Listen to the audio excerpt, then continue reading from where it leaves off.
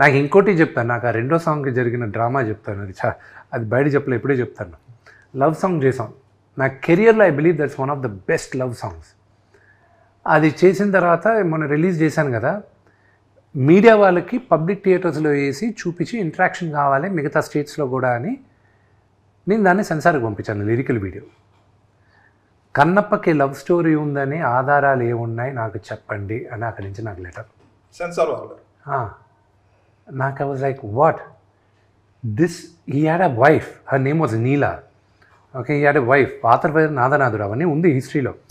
వీళ్ళ అవును, అదే వీళ్ళకి రొమాన్స్ లేకపోతే నెక్స్ట్ పిల్లలు పుట్టరు కదా. ఆ రోజులు చాలా ఖర్చు పెట్టి డ్రమ్ సాంగ్ చేశారు, డ్రమ్స్ హ్యూజ్ హ్యూజ్. ఇంకా I was stuck over there. ఇప్పుడు నేను how do I explain to this? అదే శివుడు Parvati the biggest love story. Overcome అయింది. మరి అన్నమయ్యకి ఎన్ని కంప్లైంట్లు రావాల్సి ఉందో మరి ఈ లెక్క. అంటే ఇంకోటి కూడా ఏంటంటే ఈ జనరేషన్ రాను మారుతుంది. అసలు ఆ కన్నప్ప తీసినప్పుడు పెట్టలే, మీరు అన్నట్టు అన్నమయ్య తీసినప్పుడు పెట్టలే, ఇప్పుడు పెట్టారు.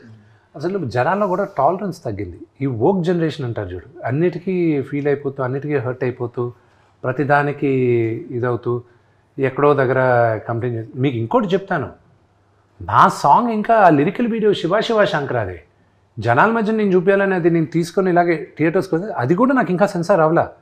నోటుపై నుంచి ఎలా నీళ్ళు పోసాడు అని, నోట్ల నుంచి నీళ్ళు పోయడం ఏంటంటే అది పురాణాల్లో ఉంది కదండి అన్న. అవన్నీ అది రికార్డెడ్ ప్రూఫ్స్, దుర్జతి కావ్యంలో మిగతా సినిమాలో ఇదంతా. I had an issue with that. కానీ ఒరిజినల్ దాంట్లో ఏమన్నా పుక్కిట నీళ్ళు ఊసాడు అని ఉంది.